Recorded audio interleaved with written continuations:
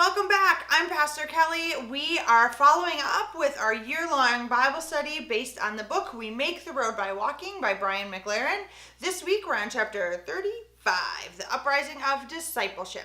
Go ahead and read chapter 35 in the book and then read John chapter 21. Friends, if you were at Living Hope last Sunday, April 8th, you know that we participated in this age-old tradition called Holy Humor Sunday.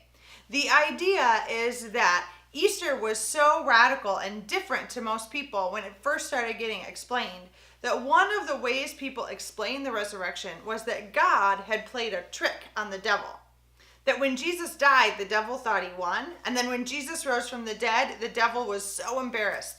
The idea being that we as humans don't need to be afraid of devil or of death. And if we're not afraid of those two big, scary things, then we really shouldn't be afraid of anything. We should be rejoicing all the time. Lots and lots of fun.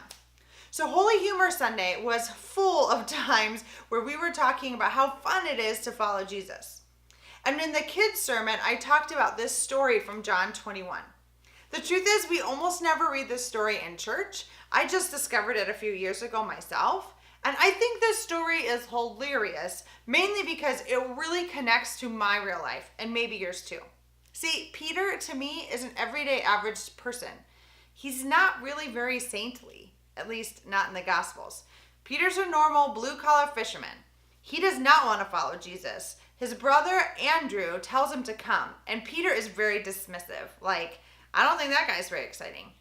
Peter is the first person to declare that Jesus is Lord, but he's also pretty willing to challenge Jesus. He'll say right to his face, I don't think so. So one time Jesus had to tell him, get behind me, Satan. Another time Jesus had to correct him on a mountain. Anyway, Holy Week was tough for Peter.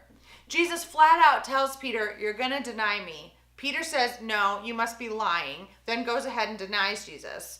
When the soldiers show up to arrest Jesus, Peter decides whacking off ears with a sword is a good idea. Then, on Easter morning, he has the opportunity to be one of the first to the tomb, and he still just looks at it and says, I have no idea what's going on.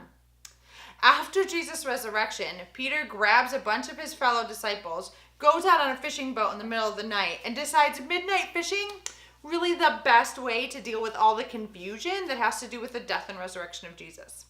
In the midst of that all-night fishing, they don't catch a single fish. It's as if Peter is saying, you know what? I gave up my whole life to follow this Jesus. That Jesus abandoned me. Now I'm stuck and I can't even go back to doing fishing. He must have felt completely worthless at that point. It's right then that a stranger shows up and says, try fishing on this side of the boat. As if they hadn't already fished in the whole lake. At that point, they fished, got so many the boats almost broke. That's when Peter realizes it's Jesus, and they go and have breakfast together. Take a minute and imagine in your own brain. Imagine that you're sitting there, and you've thrown your nets overboard all night long, over and over and over and over again, and nothing's happened. And now someone asks you to try it just one more time. What's your reaction? Would you do it one more time? Would you listen to that voice? Friends, at Christ the King and Living Hope are trying to partner with 3 other churches in Port Washington and Saukville in order to create this joint youth group, this youth ministry for 6th through 12th grade teenagers in our community. None of these 5 churches can do it on their own. We think God is calling us to do this, but we have tried this so many times before. It's as if we're sitting there with empty nets and God is saying, throw your nets one more time. I'm really, really hopeful that this is the chance we have to make youth ministry work in our community, but it just might not be. Either way, I ask that you hold us and all of these youth ministry leaders in prayer. When has this happened in your life? When were you stuck? When you've been trying over and over and over again, and God or someone asked you to try one more time, and your initial thought is, I've already done that. It's not going to do any good. What's the point? And then you get just enough strength to try it one more time. And that's the time that God said, now, do it. I'm with you.